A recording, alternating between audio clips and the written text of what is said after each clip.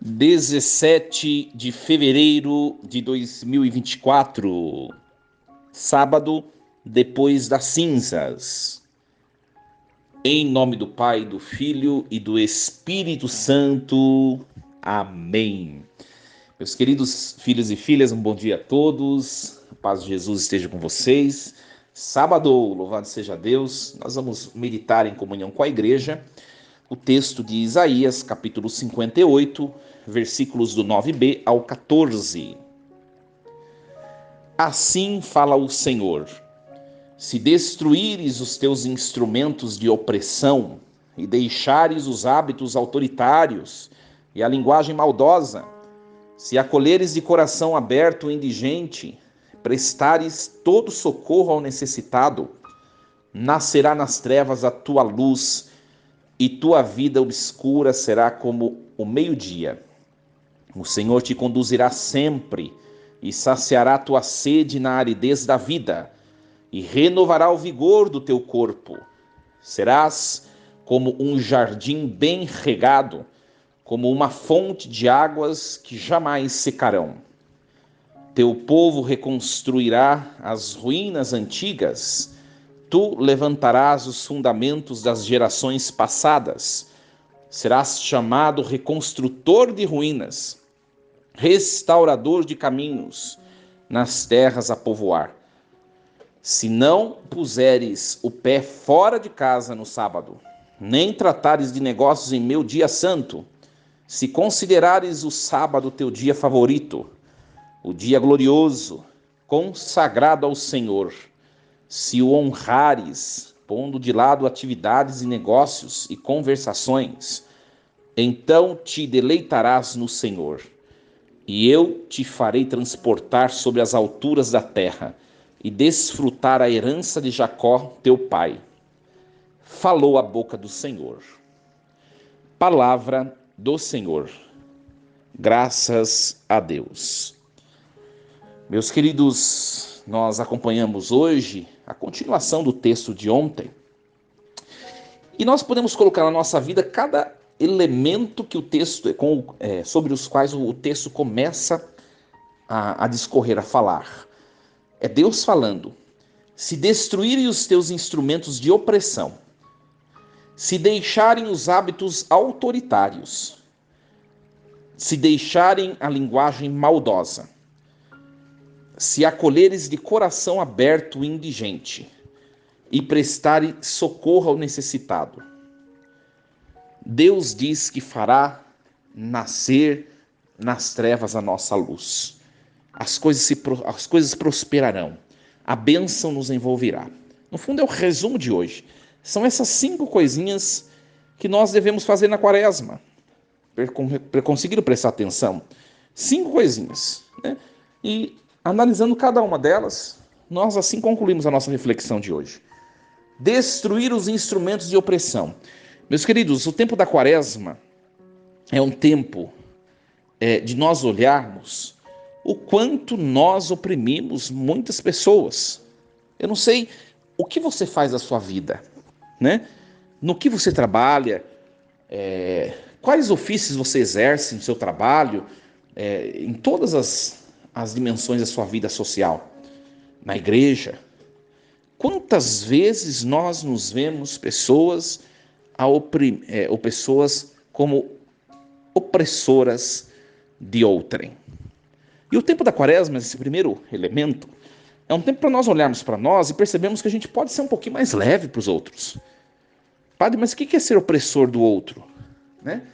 O que é ter instrumentos de opressão, como nos diz o texto? Né? O texto diz assim: instrumentos de opressão. Primeiro, se você tem poder em alguma esfera social, seja no seu trabalho, ou na igreja, ou algum outro, qualquer que seja o lugar, exerça o seu ofício de maneira serviçal, de maneira solícita. Sabe, às vezes, minha gente, a gente quer que os outros vivem em torno da gente e que os outros sejam o que nós queremos. Quantas palavras grosseiras, né? Quantas palavras de opressão, palavras de autoritarismo saem de nós. Eu sou padre, eu lido unicamente com esse ambiente religioso, né? E eu vejo tanta gente na igreja que exerce cargos, às vezes até mesmo de liderança na comunidade, e que são pessoas tão autoritárias, tão rudes com os outros. O tempo da quaresma é um tempo para nós avaliarmos isso, né? Não estou falando só para você que está me escutando, primeiro porque eu nem sei quem está escutando. Estou começando a falar a partir de mim, porque sendo pastor da igreja, eu tenho nas minhas mãos também os cuidados da igreja e o poder sobre a administração, seja pastoral ou econômica da minha comunidade. Como eu estou exercendo isso? Sabe? O hábito de mandar nos outros, o hábito de maltratar os outros, de humilhar os outros. Se você não melhorar um pouquinho essa questão, aliás, todos nós, nesse tempo da quaresma, já nesse primeiro ponto a gente vai ficar preso. E a quaresma não vai ser frutuosa. Então, destruir os instrumentos de opressão. Primeira coisa, seja mais dócil, mais manso, mais solícito, mais amigo, mais próximo dos outros. A segunda coisa que diz o texto, se deixares os hábitos autoritários, né? Não é somente como o primeiro item, questão de falar. Às vezes é questão de hábito, de jeito de ser autoritário, né? Comandar tudo, ter tudo nas mãos, ser uma pessoa centralizadora, uma pessoa que quer dominar tudo. Olha, minha gente, eu tenho visto tantas situações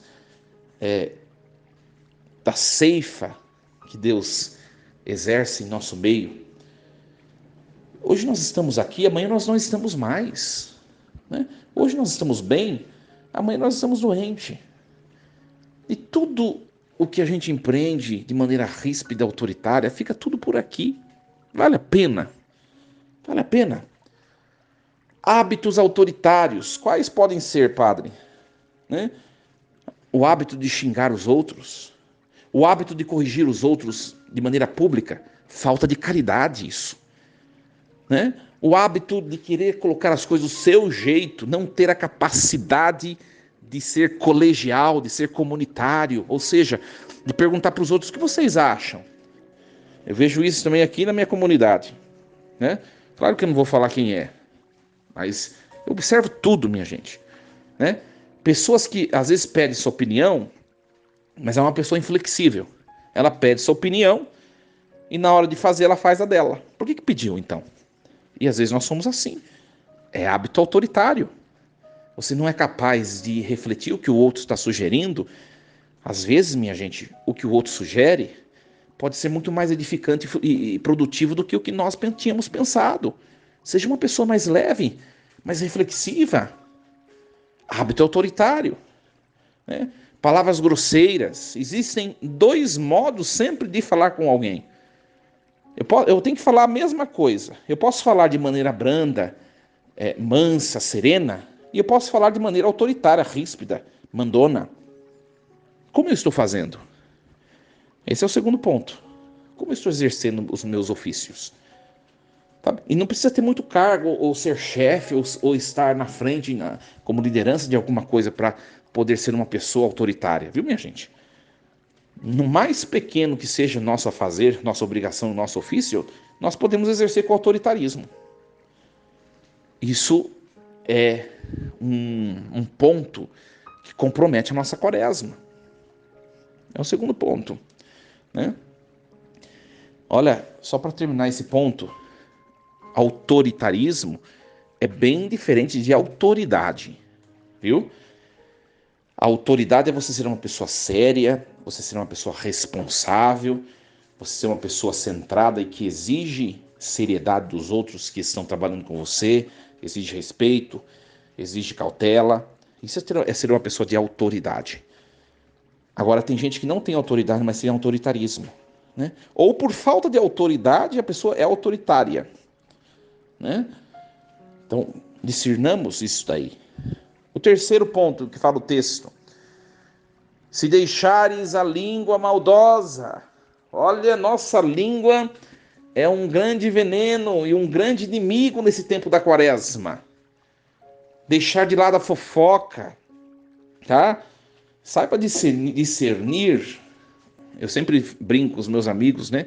Não estou fofocando, estou somente comentando fatos concretos. E na concretude dos acontecimentos, é verdade, tem uma diferença. Se você comentar com alguém alguma coisa, que você fale somente a verdade e somente o que é conveniente. Passou disso, você comete pecado da fofoca, do mexerico, ou até mesmo da calúnia, até mesmo da mentira. Então, cuidado, saiba discernir o que você deve falar, o que você não deve. Cuidado com a linguagem maldosa, né? Inventar coisas dos outros é calúnia, né? Maledicência, assim nós chamamos na linguagem moral. Ora, cuidado, né? Cuidado por criticar os outros sem saber o que de fato o outro está passando, ou sem conhecer a totalidade da situação e já começa a dar com a língua nos dentes, criticar. Cuidado, não seja injusto, né?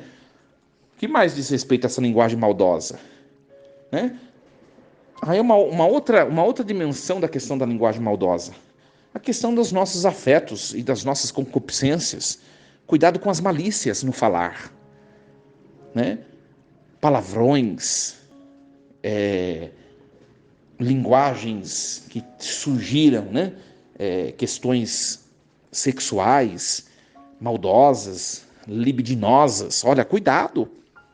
É o tempo da quaresma, é o tempo da santidade, da pureza. Padre, mas não é tão fácil, né? Não é tão fácil mesmo. Se você tem um costume de ter uma língua solta, vai ser muito desafiador você amarrar sua língua dentro da jaula, né? E fechar com cadeado. Vai ser muito difícil, porque ela pode estourar o cadeado. Mas faça esforço. Faça esforço. Esse é o convite da quaresma. Outra esfera dessa questão da linguagem maldosa, os nossos costumes ou vícios, né? De reclamar, de murmurar, de desanimar, né? Procure, quando você se perceber fazendo isso sem necessidade, procure reafirmar com palavras de gratidão, agradecer a Deus e manifestar essa gratidão aos outros por meio de palavras, né? Então é isso, minha gente, esse terceiro ponto. O quarto ponto da reflexão de hoje: se acolheres de coração aberto o indigente. Ora, o indigente aqui, ele representa tudo aquilo que é inferior a nós na aparência. Como assim, padre?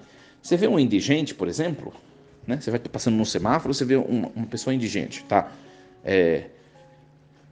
O que você já logo concebe, mesmo que de maneira súbita e indireta ou irracional, que aquela pessoa ela está aquém de você. Isso é natural a qualquer um de nós.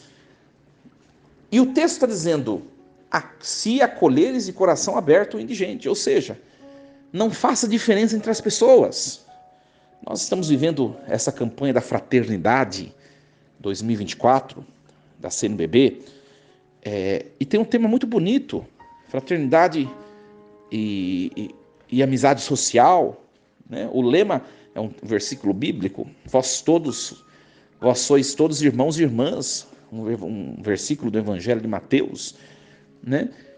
E a igreja no Brasil vai refletir sobre a questão da discriminação, das acepções de pessoas que nós fazemos. Olha, nós temos que diferenciar um ponto muito importante. Você acolher a todos não quer dizer que você está acolhendo a iniquidade ou a vida errante que a pessoa está a levar ou já levou. É diferente.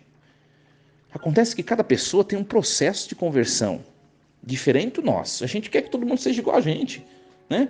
Você vai em 10 missas no fim de semana, você quer que a pessoa que ainda está começando a caminhar na igreja, que ela faz o mesmo que você, ela não vai fazer. Para de querer de querer que os outros sejam como você. É isso que está dizendo o texto.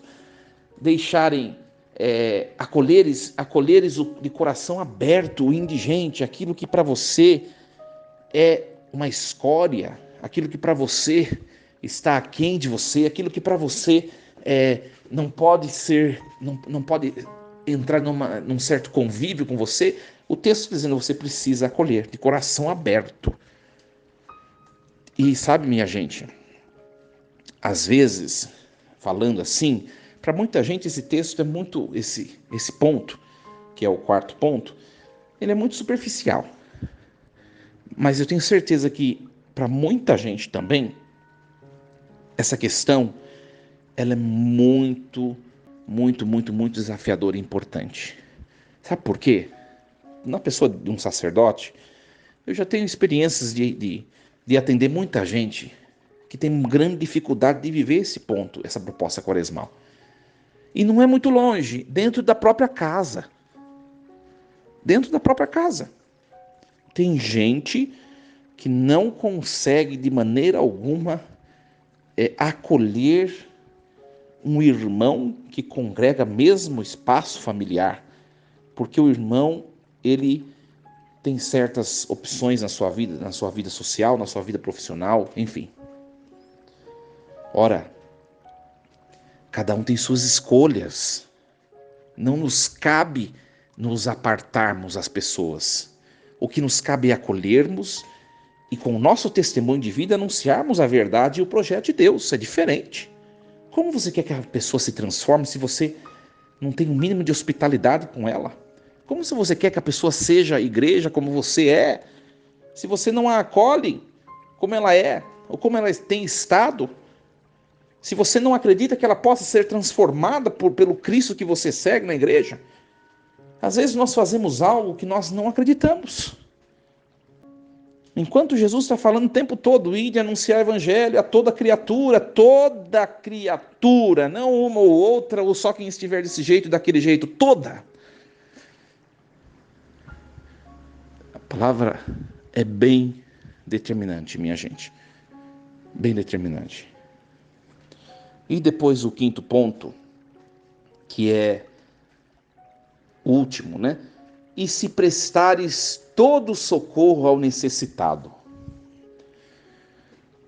Como assim, padre? O que é esse necessitado? É alguém que precisa de mim ou de você. Sabe? Às vezes nós nos afastamos das pessoas quando as pessoas mais precisam de nós, minha gente. Nós sempre precisaremos de alguém, mas também sempre vai ter alguém que precisa de nós. Faça de bom grado, ajude, seja uma pessoa solícita. Às vezes nós nos fechamos aos outros, nós só queremos os favores dos outros, mas quando os outros precisam de nós estamos sempre prontos a não ajudar, a virar as costas. Seja mais sensível a ouvir. Às vezes o que o outro precisa simplesmente é um ouvido, é um pouquinho de atenção, né? Eu vou partilhar uma coisa que eu vivi já faz algum tempinho. Eu já estava aqui na São João, acho que foi ano passado. Nas minhas redes sociais, as minhas redes sociais não são alimentadas somente por mim, né? Eu sou o administrador principal.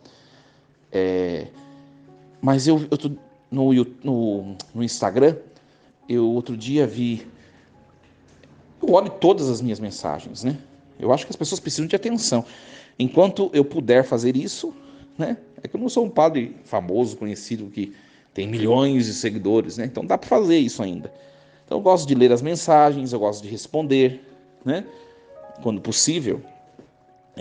E um certo dia eu abri uma mensagem de uma mulher que comentou uma das reflexões que eu pus. Ela comentou: nossa, que homilia bonita. E eu curti só, porque também não dá para ficar respondendo, que tem muita mensagem, né? Tem muitas mensagens. Mesmo não sejam de maneira exuberante assim, né? A quantidade, mas eu tenho muitas. Então não dá para ficar respondendo e jogando conversa fora, né? Mas eu curti o que ela fez, para ela saber que eu li o que ela agradeceu. Nossa, depois ela escreveu um texto de agradecimento. Ela ficou tão feliz com a minha curtida na mensagem dela, que depois eu fiquei emocionado, assim, no sentido de até ficar com um pouquinho de peso da consciência, que podia ter escrito para ela: muito obrigado pelo carinho, mas eu não fiz porque tem muita mensagem, né?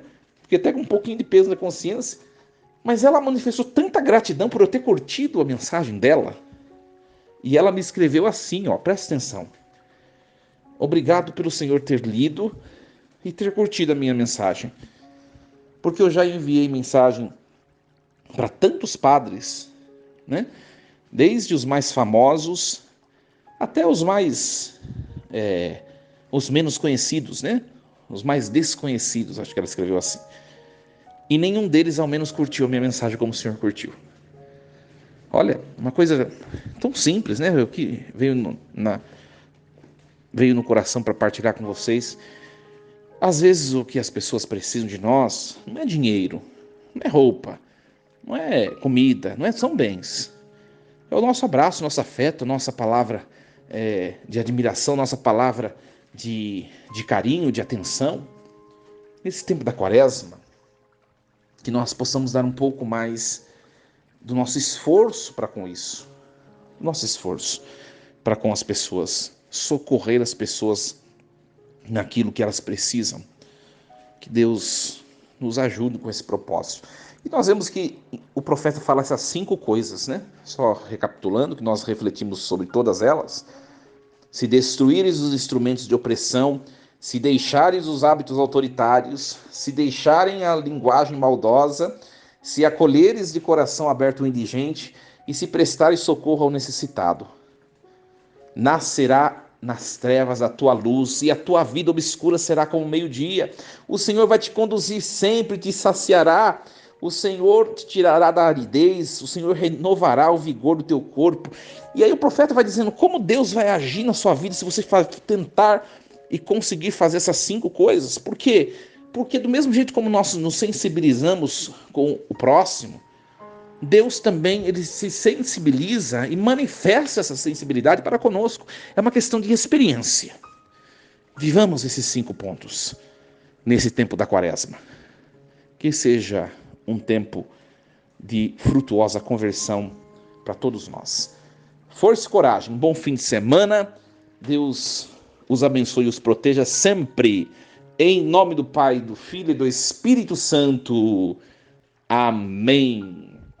Um convite a todos vocês, antes de encerrar, neste domingo, amanhã, dia 18, eu estarei comemorando meu aniversário natalício junto da minha comunidade.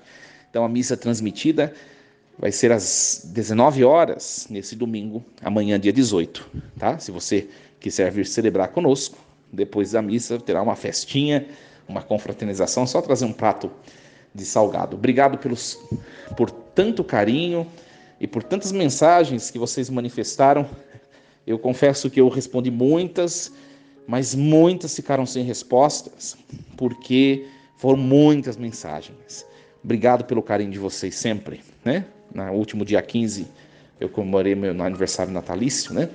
Então agradeço o carinho de todos. E lembremos-nos sempre, Deus está no comando de tudo.